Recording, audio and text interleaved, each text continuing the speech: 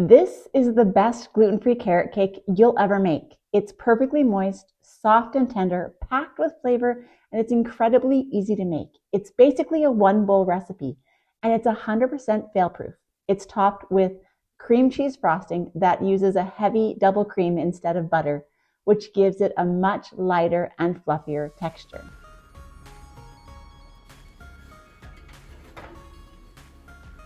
We had this last night, and I had to save one piece. That was all that was left in order for me to show you what this cake looks like. I have some pictures, but no video of me cutting into that cake. So this is all that remains of a delicious two-tiered cake. Now this recipe only makes one 8-inch round cake, so you do have to double it if you want to do this. But it was a showstopper, and no one in that group could tell that it was gluten-free. This is my husband's favorite type of cake. It's a carrot cake. And I was so excited to find this recipe and that it turned out awesome. So I want to share that with you. Let's go check out that recipe. I'm going to take you through it step by step so that you get it 100% correct and right on the dot so that your cake turns out just as awesome as this one does. Come on, let's go do it.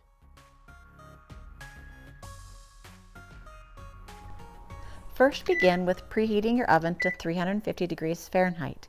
To make the carrot cake batter, you'll first need to combine all the wet ingredients. When I make gluten-free recipes, I tend to prefer weighing them. So you need 225 grams of light brown soft sugar, 120 grams of sunflower or vegetable oil. Because this is an oil-based cake, it makes it very light and fluffy. The cake is beautifully soft, straight from the fridge. 3 large eggs at room temperature, and 1 teaspoon of vanilla extract. In a large bowl, you're going to whisk those ingredients together until it's smooth. Next, you're going to sift the dry ingredients. In this recipe, I use the cup for cup flour, and you need 200 grams of plain gluten-free flour. Next, add 3/4 a teaspoon of baking powder, then 3/4 a teaspoon of baking soda, 1/4 teaspoon of salt, and then add your spices. 1/4 teaspoon of nutmeg, 1.5 teaspoons of ground cinnamon, and 1/2 teaspoon of ground ginger. And then mix everything in together. Next is your carrots. You need 225 grams of peeled and coarsely grated carrots. It's about 3 to 4 medium carrots. I love using my KitchenAid grater for this when I need to do a lot of carrots. It's important to use coarsely grated carrots in this carrot cake recipe, not fine ones.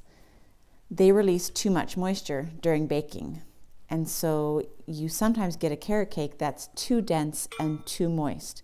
So make sure you use coarsely grated carrots. I really enjoy nuts in my carrot cakes. My husband, on the other hand, does not. So we compromise by only putting 50% of the required recipe nuts into it.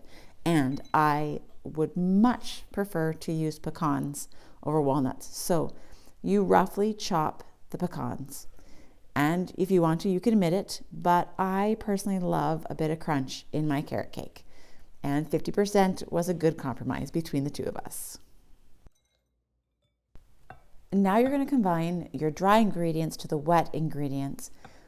And what you need to do is whisk everything together into a smooth batter with no flour clumps.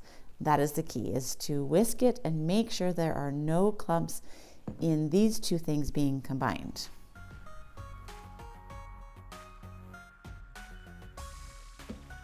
Then you're going to add the coarsely grated carrots and your roughly chopped pecans and fold them into the batter until they are evenly distributed throughout. You can either use parchment paper to line your pan or grease it and also give it a light flour dusting with your gluten-free flour so that your cake batter does not stick to your pan.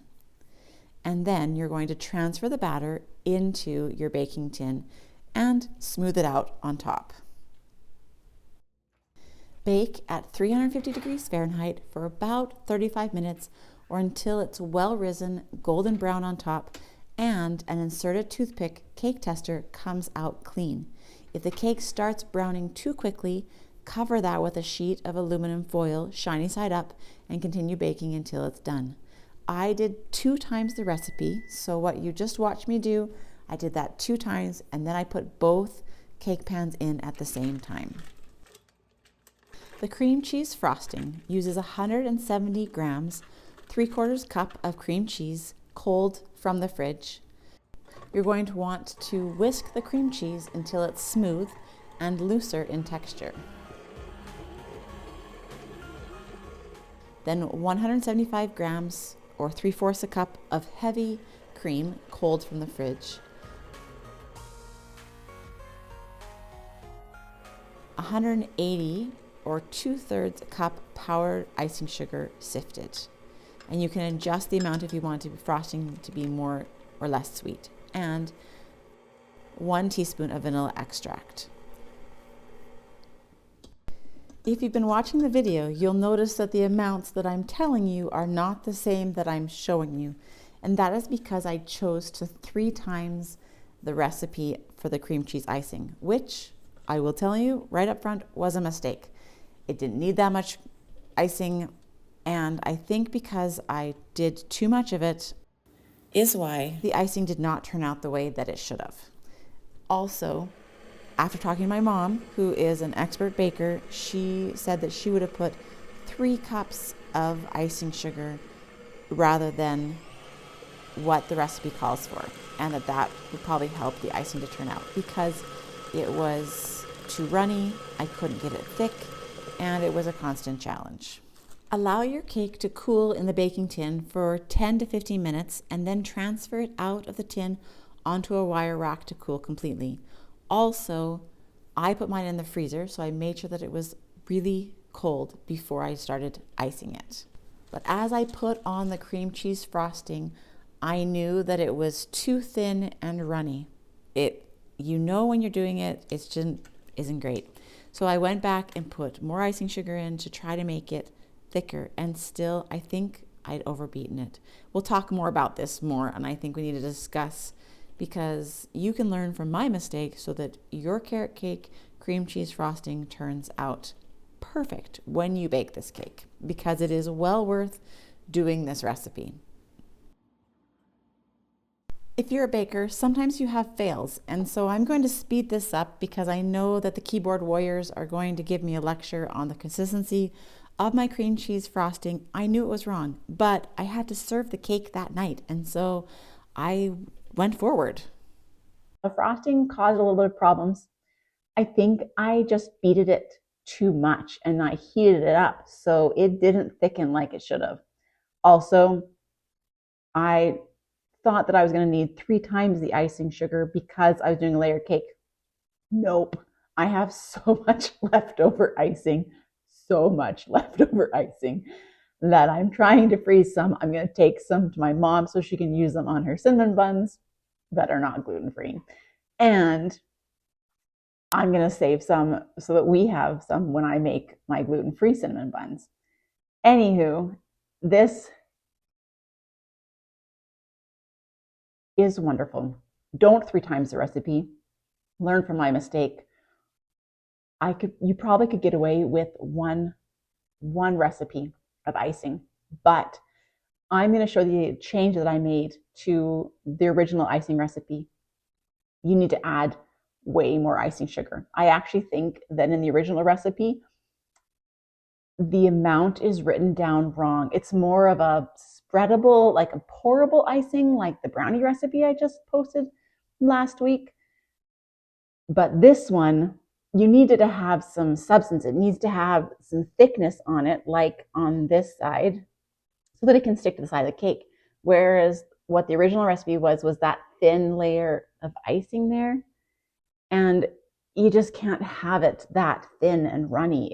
It's got to be thicker. Everyone expects that. So that's the one change that I made on the original recipe, is that I added way more icing sugar than what the original recipe called for. But that's an easy adjustment to make. Hey, Mom. Hi, did it work? Yeah, but I've got tons of it, and I had to add tons of icing sugar to it. Oh, did you? Yeah. My recipe only called for 4 ounces of cream cheese, and yours had, what did you say, 3/4 of a cup? Yeah. There's 6 more. When you beat it, you just got everything so soft. Yeah. That it maybe took more to Yeah. just stiffen it up. Yeah. So I'm gonna put it in the fridge and see if I can get it to.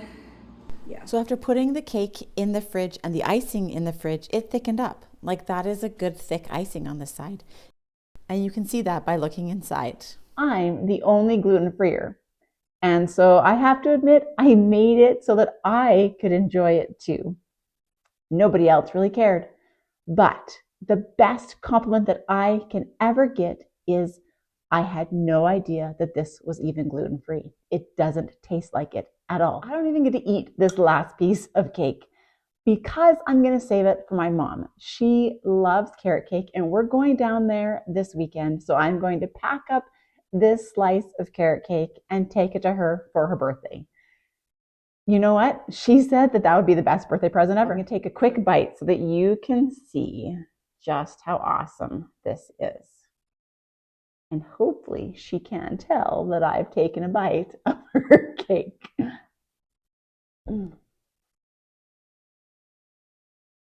Now, I did 50% of the nuts because my husband is not a huge nut fan, and I would choose pecans over walnuts 100% of the time. Pecans taste way better, in my opinion.